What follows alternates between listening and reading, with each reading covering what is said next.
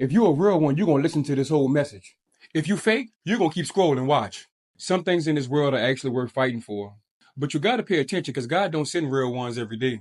We live in a world full of fake, full of surface level, full of folks who couldn't spell loyalty if you handed them a dictionary and a flashlight. So when somebody comes into your life and actually gives a damn, asks you about your spirit, checks on your mental, prays for you in private and not just in public, you better recognize that's rare. That's God at work. Ask yourself, when was the last time your friends or your significant other called just to say, hey, how's your mental today? Anything on your heart you want to talk about? You straight for real or you just acting? Most people don't even know how to spell care, let alone appreciate it. But let me tell you, when you're rooted in God, you know what comfort really feels like. Because he meets you where you at.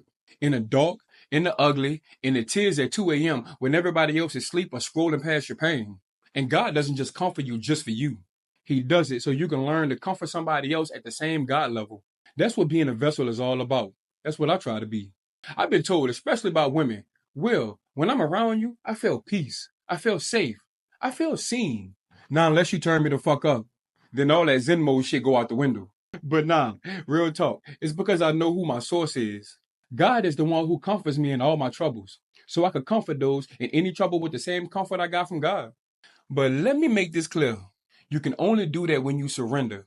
When you actually let God take the wheel through all your storms. What don't make sense is people running to folks for advice that ain't even rooted in God. How you gonna take marriage advice from somebody still single and bitter? Wouldn't you rather go sit with an old head that's been married 30 years, still walking with God, still holding hands with their person after all the storms? You wouldn't take financial advice from the homeless man on the corner. Why would you take life advice from somebody still lost in their own mess? That's what y'all do. And all it does is create unnecessary noise. Think about it. You ever get in your car first thing in the morning and forget you left the radio volume on 64 the night before?